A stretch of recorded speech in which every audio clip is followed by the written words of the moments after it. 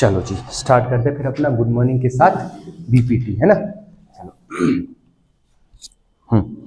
देखो basic proportionality theorem कहती क्या है बेटा, पहले ये समझो, है ना। एग्जाम में ये आए या ना आए, हम इसको करके आएंगे क्योंकि हम मेहनत से पढ़ रहे हैं। दिया क्यों नहीं, उनकी गलती है ना, हमारी गलती थोड़ा ना, हम तो पढ़ के आए थे, तो हम तो एग्जाम में करके आएंगे। प्रोवाइडेड दैट अगर हमारा पेपर पूरा नहीं हुआ है ना, तो हम इसको ट्राइंगल वाले क्वेश्चन में, जो भी ट्राइंगल का क्वेश्चन होगा उस वाले का क्वेश्चन नंबर डाल देंगे और पूरा बेसिक प्रोपोर्शनलिटी थ्योरम छाप देंगे। समझ में आया क्या करेंगे? किस्मत के भरोसे कटेगा तो वैसे ही, बट मान लो इन केस टीचर जल्दबाजी में कॉपी चेक कर रहा हो, हाँ ट्राइंगल है, क्वेश्चन है, ठीक नंबर दो, आगे बढ़ो। समझ में आई बात? तो किस्मत के साथ थोड़ा खेल सकते हैं हम अपनी, है कि नहीं। 5 नंबर 4 नंबर मिल जाए फ्री के, क्या ही चाहिए। और इतनी मेहनत से हम कर रहे हैं तो बर्बाद नहीं जानी चाहिए, और इसके आने की संभावना बहुत ज़्यादा भी रहती है ना। एक सेट में तो पक्का रखा हुआ है, तो आप मान के चलो कोई सा भी सेट हो, 4-5 सेट आते हैं ना, 4-5 सेट में से किसी 3 आते हैं। 12th में तो 6 आए थे, चलो कोई बात नहीं, 3 आते, 3 में से एक सेट में ही आएगा, ठीक है। चलो अब देखो ये थ्योरम कहती क्या है, सुनो। ये थ्योरम कहती है कि मान लो आपके पास एक ट्राइंगल है, ठीक बेटा, ए बी सी, एक ट्राइंगल है। यहां अगर आप एक लाइन बनाते हो, लेट से डी ई, ठीक, और आपको क्या गिवन है, आपको गिवन है कि डी ई जो है ना बी सी के पैरेलल है। क्या बोला है क्वेश्चन ने? अगर आप एक लाइन बनाते हो, जो लाइन ट्राइंगल के अंदर एक लाइन बनाओ जो किसी 2 साइड को इंटरसेक्ट करके जा रही हो ना, और वो तीसरी साइड की क्या हो, पैरेलल हो, तो वो लाइन उन दोनों साइड को प्रोपोर्शनली इंटरसेक्ट करेगी। प्रोपोर्शनली इंटरसेक्ट का मतलब होता है सेम रेशियो में डिवाइड करेगी। फिर से बोले, अगर ट्राइंगल के अंदर एक आप लाइन बनाते हो जो किसी ट्राइंगल की एक साइड के पैरेलल हो, तो वो बची हुई दोनों साइड को प्रोपोर्शनली इंटरसेक्ट करेगी। प्रोपोर्शनली इंटरसेक्ट करने का मतलब होता है सेम रेशियो में डिवाइड करेगी। समझ में आ गया कि नहीं? अच्छा, अभी हमें प्रूफ क्या करना है जरा देखो। हमें प्रूफ यही तो करना है कि AD by BD is equal to AE by EC, ये हमें प्रूफ करना है, ठीक। अब देखो कैसे करेंगे, बहुत आसान है। आपको ना ट्राइंगल्स का एरिया निकालना है। आपको AD चाहिए, तो एक ऐसा ट्राइंगल बनाओ जिसका बेस AD हो। बेस AD कब हो सकता है? जब इसके ऊपर क्या जाए, एक परपेंडिकुलर जाए, है ना। आराम से सुनना, हमने क्या क्या बोला, बहुत तसल्ली पूर्वक। ये देखो, ये हमारा बेस AD बन गया क्या, क्योंकि अभी ये क्या बन चुकी है, हाइट बन चुकी है। तो लेट से हमने इसको क्या नाम दे दिया बेटा, F नाम दे दिया, ठीक है। अभी अगर मैं AE को बेस बनाना है, तो यहां से एक परपेंडिकुलर ड्रॉप करेंगे, जिन जिन साइड का रेशियो चाहिए उन सबको एक बार बेस बनाएंगे, ठीक। बेस बनाने से फायदा क्या हो, उनका एरिया लिखेंगे और एरिया से कुछ कुछ कंक्लूजन्स निकालेंगे, ठीक। चलो सर, प्रूफ देखो क्या है। ट्राइंगल ADE का एरिया लिखो, एरिया ऑफ ट्राइंगल ADE। चलो क्या हो गया? अच्छा कंस्ट्रक्शन करेंगे क्या, पहले कंस्ट्रक्शन कर लेते। क्या कंस्ट्रक्शन किया बेटा आपने?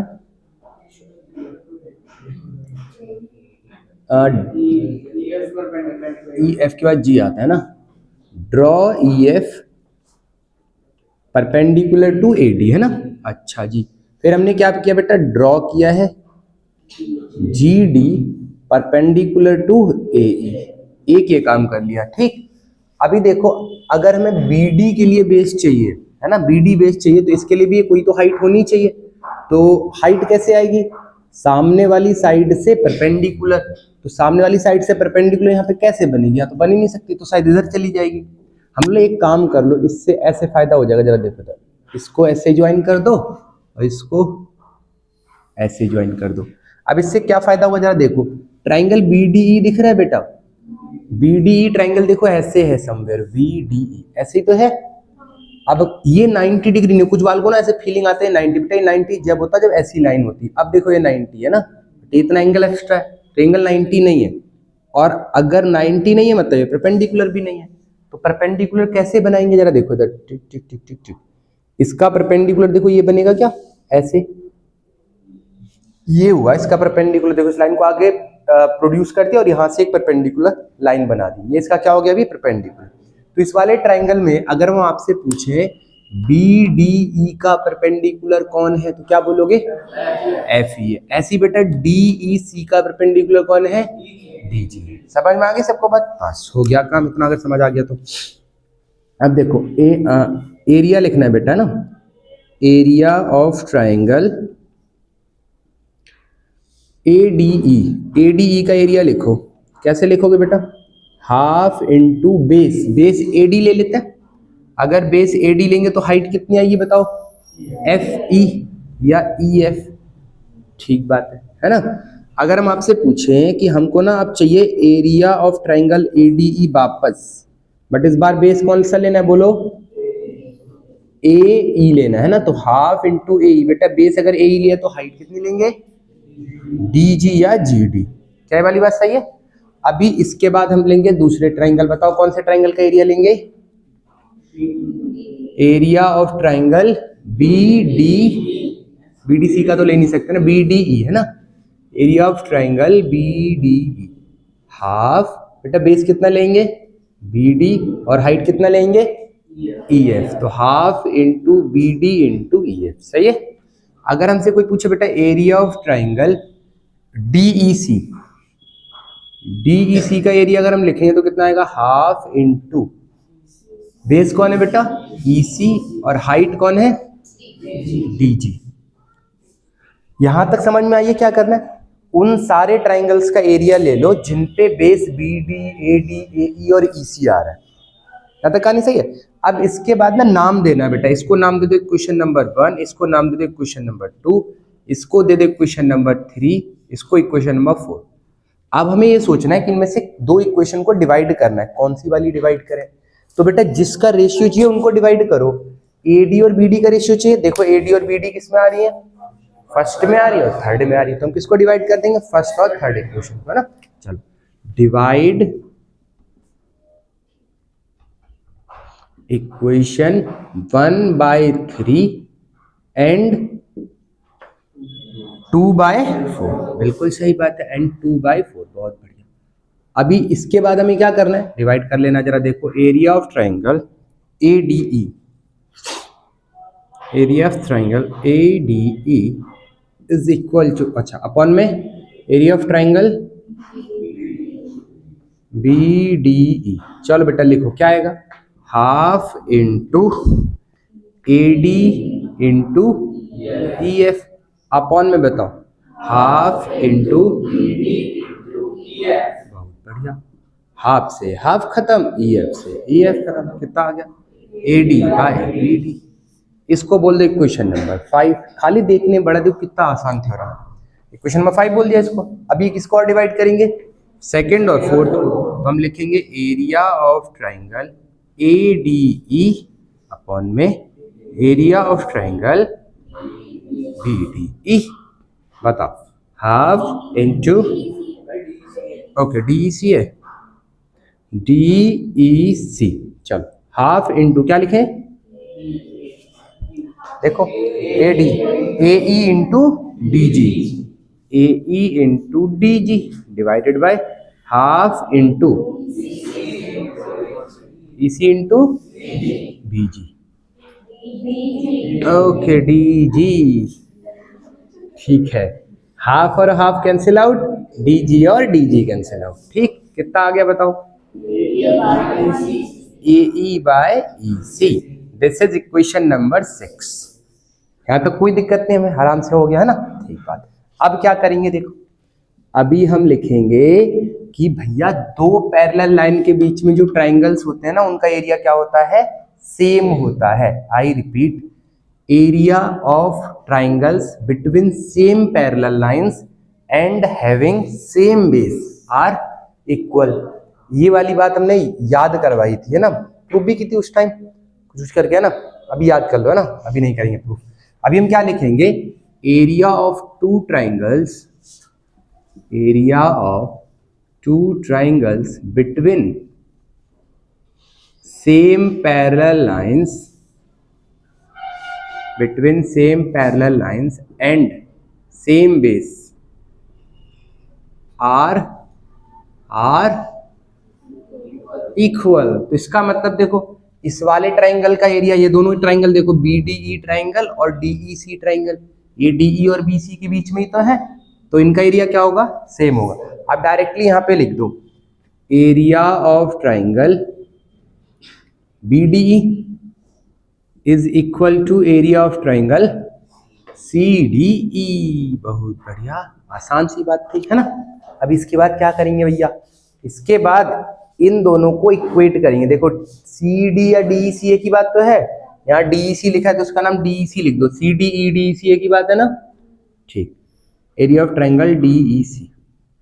अब अगर मैं आपसे पूछे, जरा ध्यान से देखना, ये वाली बात लिख दी, ये एकदम अलग थी थ्योरम से, बस हमें पता होनी चाहिए ना।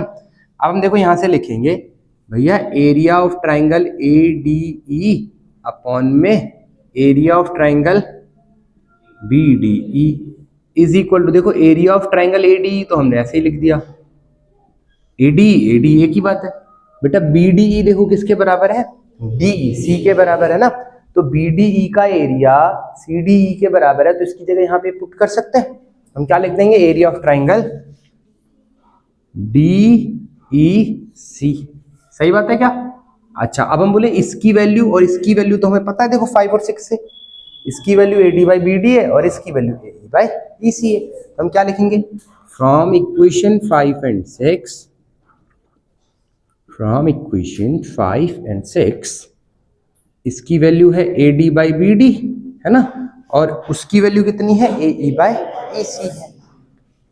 देखो क्या हमें यही प्रूफ करके लाना था, बस आ गया। दिस प्रूव्स थेल्स थ्योरम, यहाँ पे लिख दो हेंस प्रूव्ड, बस इतनी सी थी।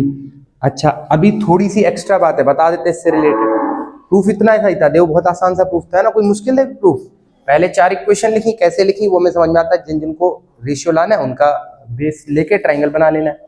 फिर उसके बाद 2 इक्वेशन को डिवाइड करना है, किसको करना है, जिनका रेशियो चाहिए। फिर उसके बाद वो वाली बात याद रखनी है खाली, उसके बाद तो हो ही गया, है ना। चलो यहाँ पे कुछ कुछ और बातें हैं, कल को ना एग्जाम में ऐसे भी आ सकता है प्रूफ करने के लिए। एक तो एक फॉर्म हो ही गई है ना,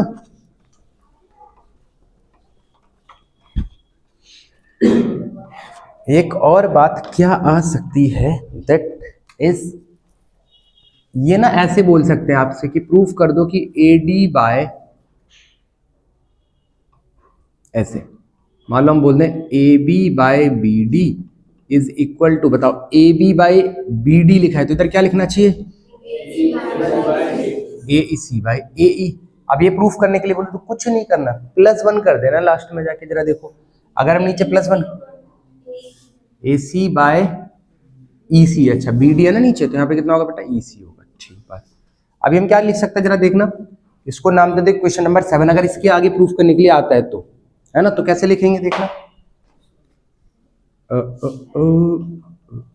AD/BD +1 is equal to AE/EC +1। अगर ये प्रूफ करने के लिए आता है तो उस स्टेप के बाद ये वाला स्टेप और लिखना है। क्या चल रहा है, AC/EC +1, ठीक है। अभी अगर मैं एलसीएम लेंगे तो BD कहाँ चला जाएगा, ऊपर चला जाएगा, इसमें ऐड नहीं किया, ये लाना था। अगर ये लाना होगा, ये क्वेश्चन के स्टार्टिंग में लिखा होगा, अगर ये लाना होगा तो उस स्टेप के बाद हम बोलने क्या करना है, उस स्टेप के बाद देखो +1 करना है, और AE/EC, हाँ उस स्टेप के बाद दोनों साइड क्या कर देना है, +1। अगर दोनों साइड +1 करें तो BD ऊपर चला जाएगा, तो क्या हो जाएगा बताओ, AD + BD अपॉन में BD, इधर बताओ AE + EC अपॉन में EC।